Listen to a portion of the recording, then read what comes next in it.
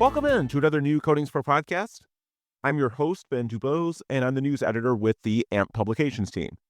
AMP, of course, is a shorthand acronym for the Association for Materials Protection and Performance, of which CoatingsPro is a member magazine. Today, we're chatting with David Revay. Now 36 years old, David is an AMP certified professional and founder of Revay Coatings Consultants in Fort Lauderdale, Florida. To this point, David has spent about 13 years doing coatings consulting and inspections work, as well as serving as an expert witness for many coatings-related legal cases. But now, in addition to that day job, if you will, he's hoping to inspire and equip the next generation of inspectors in this industry. He's recently introduced interactive YouTube and TikTok channels known as the Paint Father, which we're going to be talking about today, along with the usual talking points such as David's unique career journey, the industry trends that he's seeing out in the field, all that good stuff. David, thanks so much for taking the time to do this. Why don't you start by giving us a little bit of an elevator speech, if you will, regarding your career journey and just introducing yourself to our audience? Yeah, absolutely. So my name's David Revay, originally from Pittsburgh, Pennsylvania. My father was actually also AMP certified level 3. His NACE or AMP numbers like 3078, I think, something like that. Mine's 37,47437, something like that. It's interesting to see the numbers, see what numbers people, have and stuff. But for the longest time, growing up, I wanted nothing to do with paint. I thought it was boring and stupid, and that's boring, Dad. I don't want anything to do with that. And little did I know that as soon as I would try college and try just about everything else, and nothing felt right. And I think I was 21 or 22 years old, trying to figure out what I'm going to do with my life. Intelligent, but I couldn't. The college thing, I didn't see the big to do with college. Not for me anyway. So was determined to get into a career that was high paying, high value, interesting. I didn't know what I was going to do. And I tried the Army, actually, was Army National Guard, did 8 months of the weekend stuff. Right before going to basic training, had to have surgery, and God basically said, that's not the path for you. And my military career was over in the blink of an eye. And then I was back to, I have no plan or path or anything. So at 22 years old, very concerned, a friend of my dad's, Kirk Shields, said, what's your eldest son up to? I need to get an inspector for this project. If he goes and gets certified, I can get him an interview. At the time, I was doing public notary, like signing deeds and stuff for mortgages, and was making like $16 an hour, something like that. And went and took the class. Very first day, I fell in love with all of it, just how interesting. I never knew how detailed and scientific and just how interesting the whole coatings and corrosion world is. Once I went through the class, was like top of my class, fell in love with it. So that was 2012 when I got first certified, was put onto a 56 or 57 story skyscraper. We were doing the outside of it.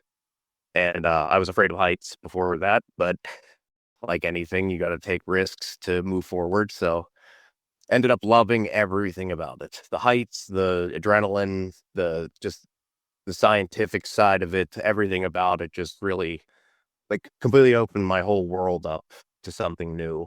And again, it all stemmed from that 5-day class, which to me is crazy. But long story short, I ended up getting my level 2 and 3 by 2015. So within 3-4 years, was able to achieve the highest level, and was put on everything from bridges to water towers to military armor plating being inspected, wastewater treatment plants, galvanized steel for solar panel farms, wind turbines, looking at composite materials. And then I ended up in the private yacht industry, which doesn't truly have a governing body. as far as quality and standards go. So it's like kind of the Wild West, but I'm doing my very best to be some form of structure to try and help. Because potentially what you have is large, high value projects going to bid where both sides aren't fully assured of what the expectations are. So it's like, I want my boat painted good. I'll paint your boat great. Well, like, what does that mean? And that's the whole, that's basically the whole industry that I fell into and why there's a big need for it.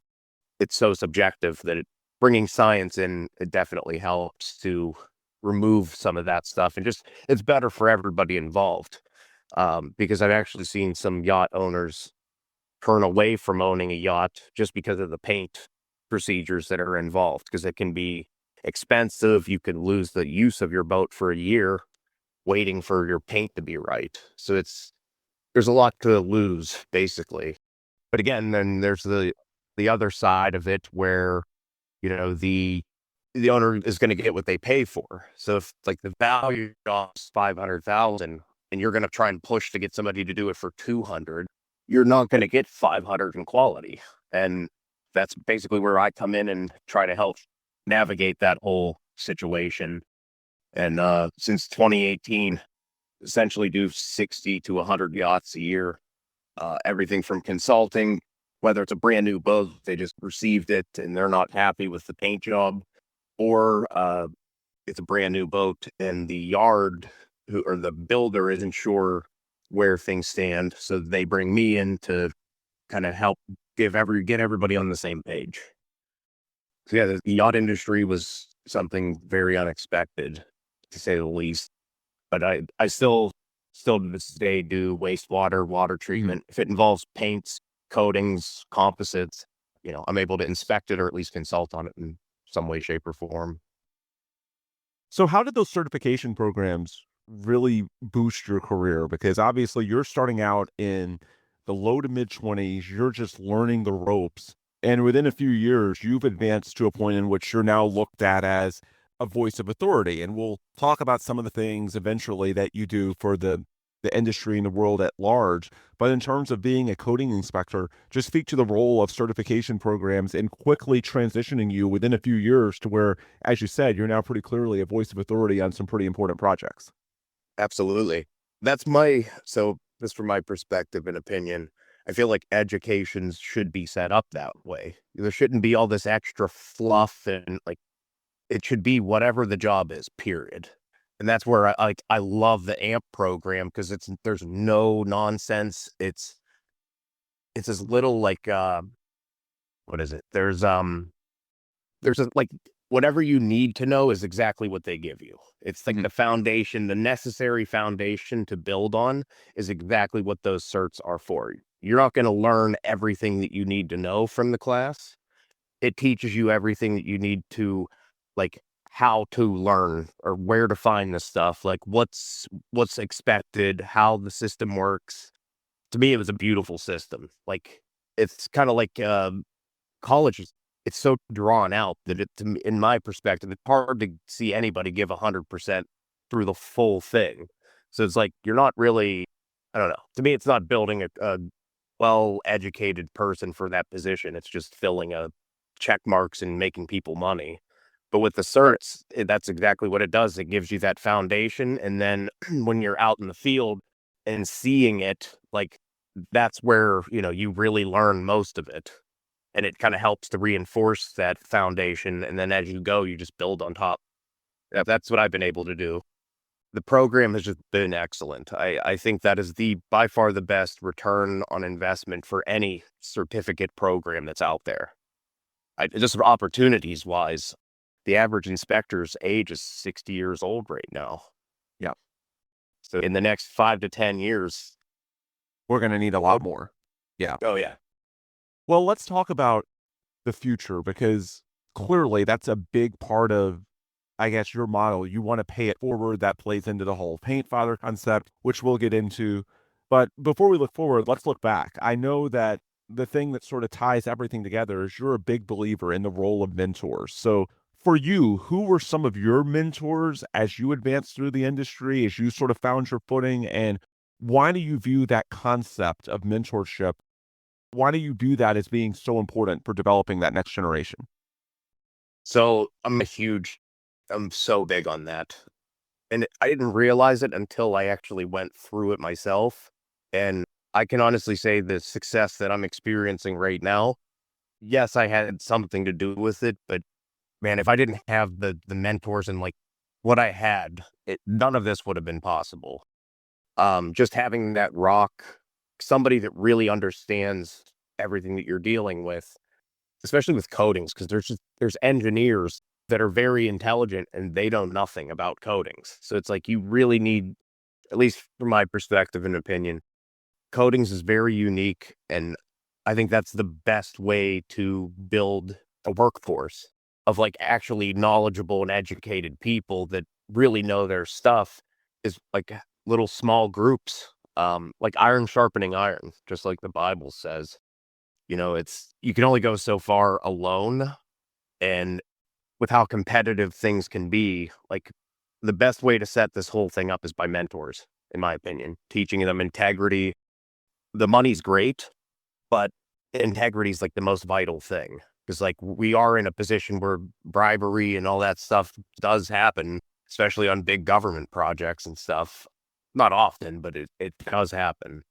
So it's like there's just so much opportunity, and having that, the mentor thing, because I've experienced it myself, being unsure on a project. You have 30 people that are waiting on you to make a decision. You're either going to be harsh on them or easy on them. It's a kind of a mixture. So it's like having one person to like just kind of bounce those things off of.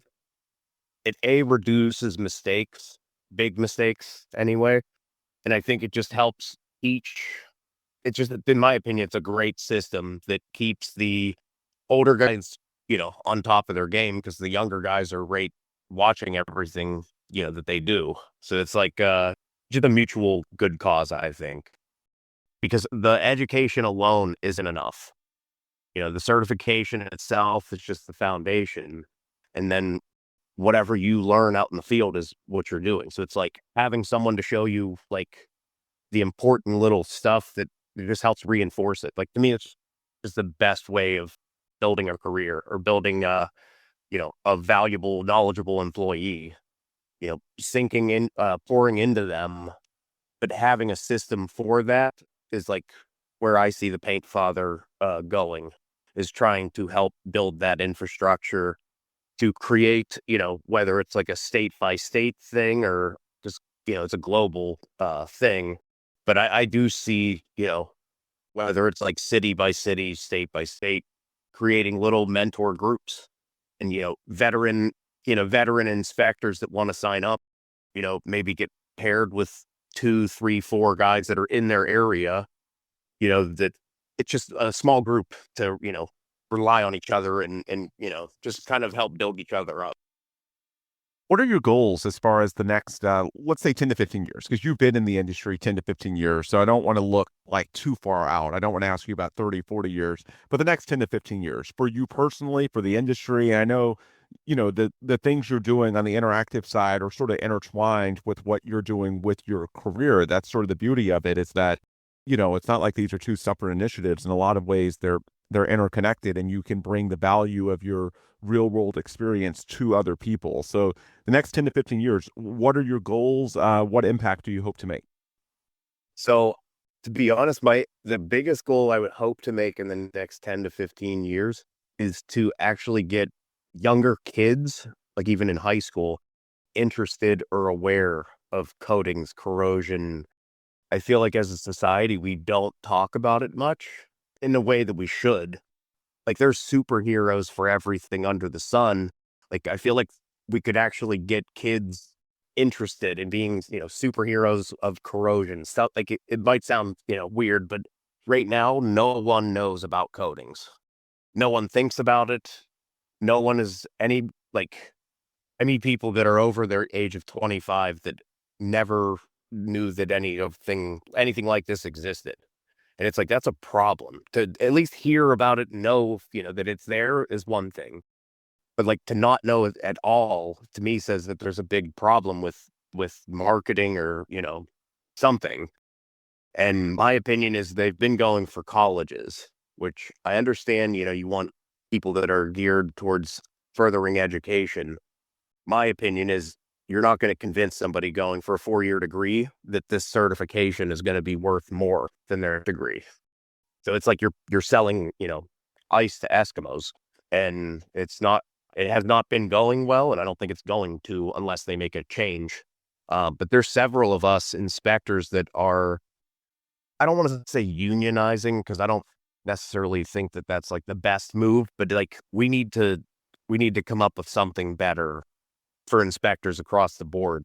Mainly because I just realized or heard recently that the starting hourly rate for an inspector is the exact same as when I started in 2012. It's the exact same. Everything else, every other industry across the sun, they increased by a few percent or something. And to see that, again, it says that there's a big problem behind the scenes. And I'm hoping to interject myself one way or another into those areas to either be a solution or to at least come up with the solutions for a lot of these issues that I see. Same with the infrastructure. Yeah. Politics aside, like the amount of corruption that I've seen in my life and career, it deeply bothers me that the amount of money that everyone pays in taxes and all of that stuff, and just the negligence, the abuse, the corruption, and no one's doing anything about it. Like we're all just kind of going along with it like it's normal. And that's the kind of stuff that I'm hoping, with the younger generation that we're going to be able to do something about it. Yeah. I can't stand seeing, guys go, the painters even, the guys that are actually doing the grunt, like the nasty work are making peanuts, and, everybody around them is making all the money. And then it's like the project itself was millions. And, the guys that all did the job are getting nothing. Like, and I'm not saying they should get half or, 3/4 or anything like that, but it just needs to be a lot more fair than what it has been. So yeah, that's my goal is for my company, I want to become the best, most well-known consulting inspection company in the world for any and all types of coatings and composites.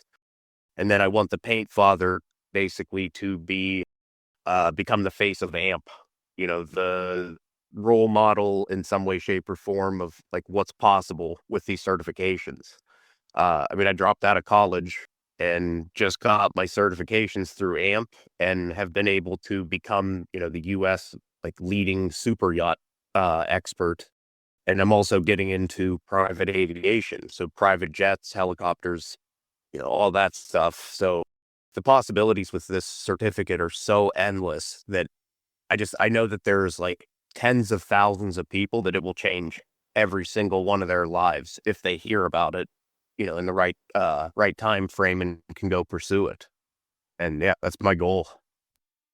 So where do you see the gaps in the industry? Because obviously that's a big deal for your company. You want to be able to serve where there's a need. And also with the whole paint father concept, like you want to be able to help the industry move forward, and to move the ball forward, you need to understand where the deficiencies are, where the gaps are, so that we can improve those. So in terms of building that next generation of the workforce, and I guess, the next generation of your company as well, where do you see the gaps in the industry right now, and how do we potentially fill those?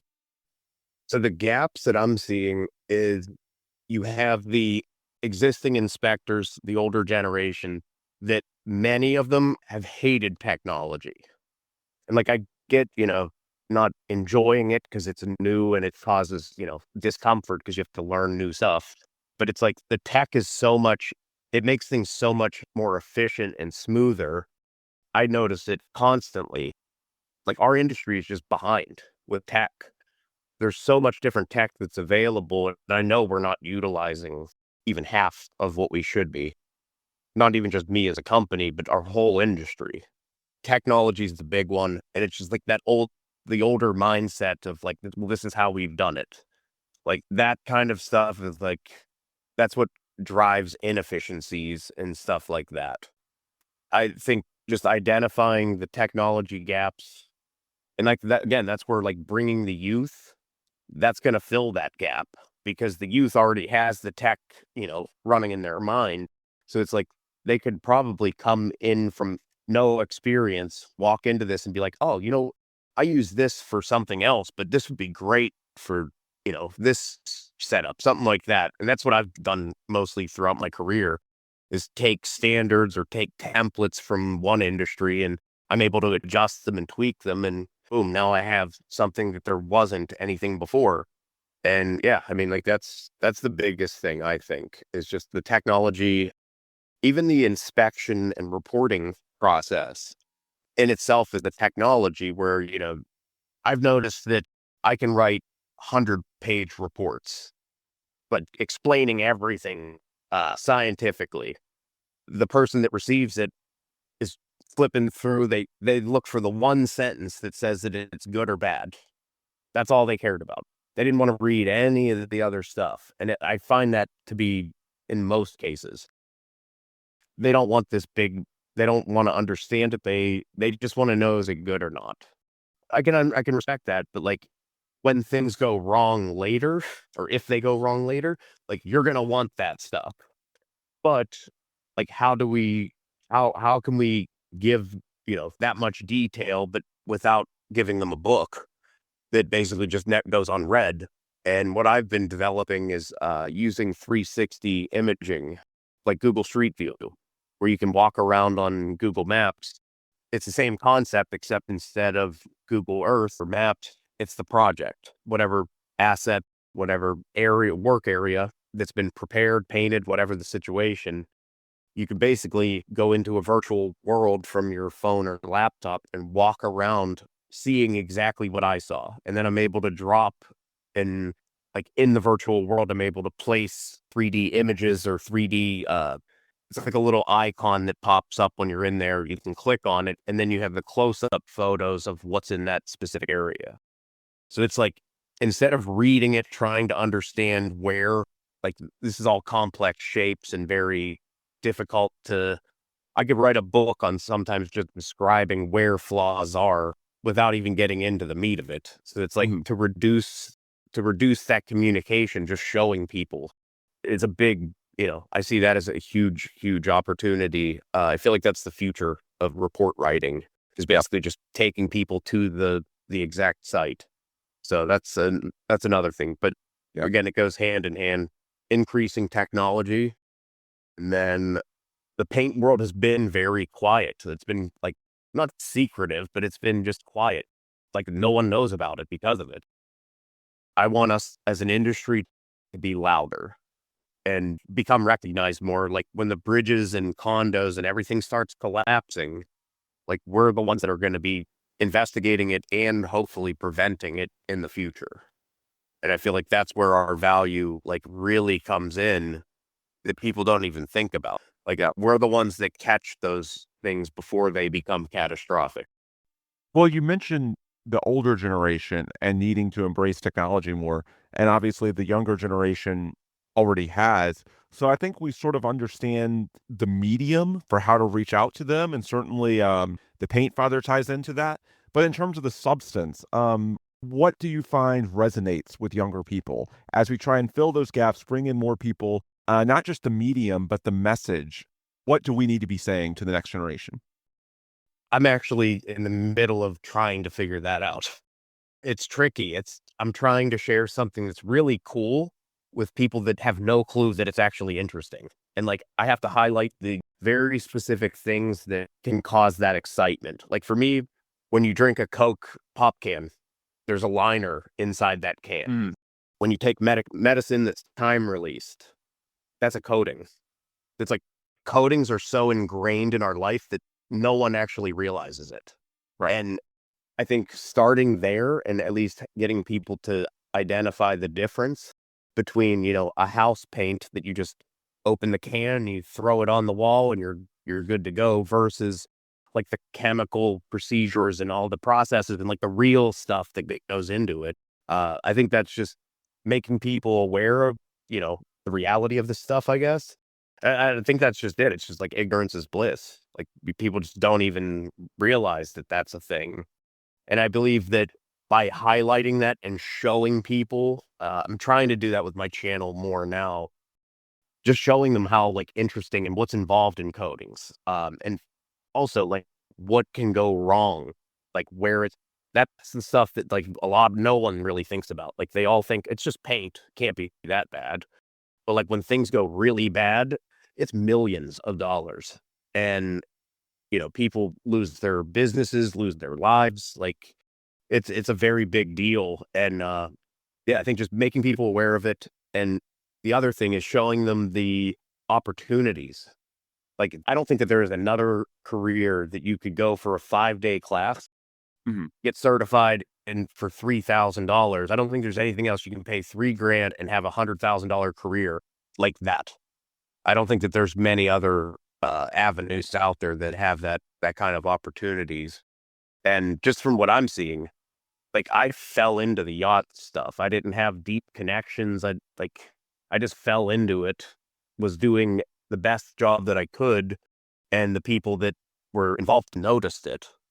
And I was put on my first yacht project by Kirk Shields, my mentor, in 2017. April of 2017 was the very first time I saw a big yacht like that. From April to December of that year, I did my inspection work, my consulting work, under my employer at the time. And right before Christmas break, the owner of the yacht pulled me aside and was like, "What you're doing for this project is amazing. Like the industry needs this. If you want to start your own company, I'll give you the contract out from your employer." And I was like, "Phew, that's amazing. That's like an amazing offer." I was like, I wouldn't even be here. I would not be standing here if it wouldn't have been for the guy that brought me here. I was like, if you can give me a week or so to discuss it with him, and I'll give you an answer. And I talked to Kirk. He said, this kind of stuff never happens, and that he would never forgive himself if he held me back from an opportunity. I wanted to do it with him because Kirk and I worked just great together. But he said, that what I should do is just, give it a shot by myself and see how it goes. And I harassed him the whole many years. Every year that I was running was harassing Kirk to join me. But yeah, I mean, he lent me, he's like, "Let me know what equipment you need. The project's yours." And he literally just gave me the project. And like, to me, that's a mentor like that. I want to be able to do that for others. Well, once you hone in on that message, let's talk before we close out a little bit about the medium. Again, I think the message is the most important part, but there's also something to be said for meeting the next generation where they are. And that's why you're the Paint Father on YouTube, on TikTok. Why do you see that as so important? And how does that potentially tie in with just the broader workforce development push, the needs of the industry? Just speak to the importance of meeting that generation where they are. They're looking for, I'm part of that generation, I guess. Like, Right. we were all struggling to figure out what we're going to do with our lives. Even a lot of us still to this day don't know. But being able to find that career, like the people that are looking for something like that, as soon as they hear it, it's going to click. And like, that's what I'm confident in, is just at least getting the content out there for people to see is going to draw them in, the right people anyway. But like the stability of life, the financial stability, the opportunity, not being trapped in something that's like back-breaking. They want a job that has opportunity, is not like super uncomfortable, but also isn't so comfortable that you don't want to move either. Right. But it's just like a healthy balance is what a lot of us are looking for. And in my opinion, if anyone's like me, ADHD, OCD, like I love exploring. I love, adventure, like that regular change of scenery for projects versus going to the same building every day, Monday through Friday, whatever. Like that's the main difference. But the good news is like this career you can do Monday through Friday at a shop, or you could go travel. Like the different stuff that you can get into, to me, is just mind blowing because there's so many different things. for me, for instance, a lot of what I'm doing now, I'm closer to an attorney than I am a paint inspector. Like, I'm actually solving root cause, who's going to be responsible for paying millions and proving it without any shadow of a doubt. And like, that's what a lot of my work has been lately. So it's like just different stuff you can do. It's problem solving, protecting is one of my preferred things to do. I like being brought in where I'm able to protect someone from something that isn't right. Whether it's an owner who, they're demanding that they get a $2 million paint quality for 200 grand, something like that.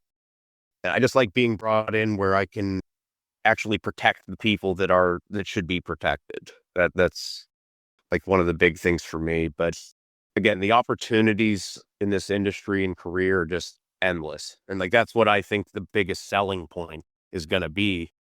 And also, if you try it and don't like it, the worst thing that happened is you're out $3,000 that you've already made that money back, because the ratio for risk and reward is, there's nothing else like it, in my opinion. But just so many opportunities. I think if more people knew about it, our whole infrastructure would be very different. And that's honestly the goal, like, through all of it, getting people involved, getting people aware of it. And then once we find the right community of people, I'm hoping to build some type of mentor community where we can all, help each other grow. And that's where, starting with YouTube and TikTok, those platforms with mass distribution, is so important to actually, bring in that next generation, and then you can laser in on an exact platform later on. David, thank you so much for the insight today. This has been wonderful. For anyone listening or viewing that wants to get in touch with you, what's the best way that they can do that? Just, feel free to plug whatever you'd like to plug. And also, for anyone that might want to get more involved or perhaps start this type of initiative themselves, like, what would you advise? Where should they start? So to get a hold of me, I'm on LinkedIn. I'm on all the social media platforms, LinkedIn, Facebook, and all that stuff. I'm under Dave Revay or David Revay, one of the two. And then YouTube and TikTok, I'm under The Paint Father. Website is revayconsulting.com, and my contact info is on all of them. So there's plenty of ways to get a hold of me, email, text, phone, or even my website. I think there's an area to leave messages and stuff. And then if anybody's interested in getting involved, or, whether they're already certified and want to get involved in, building a mentor program with me, feel free to just reach out directly, on any platform. Just let me know that, what you're interested in. And then if you're just interested in the industry or learning more about it, just get on YouTube and Google. And there's not a ton of content out there about the industry yet, which is why I started the Paint Father channel. But I'm hoping over the next month or two, I'm going to be pumping out a lot more content, just showing all the different aspects of the whole industry. Yeah, that's the game plan. Really good stuff from David Revay, founder of Revay Coating Consultants, and also the Paint Father on YouTube and TikTok. David, thanks so much for taking the time. Thank you very much, Ben. All right, that'll do it for today's episode. And if you want more resources from our team here at CoatingsPro, just check out our website at coatingspromag.com and search for the CoatingsPro interview series wherever it is that you listen to your podcasts. Once again, CoatingsPro is a member magazine of AMP, the Association for Materials Protection and Performance, and you can learn more about AMP and its resources and programs at amp.org, ampp.org. Until next time, this is Where We Break. On behalf of David Revay, I'm Ben Dubose, and really on behalf of the entire team at CoatingsPro and AMP Media, we appreciate all of you so much for reading and listening. And of course, please come back soon for more new podcasts from CoatingsPro.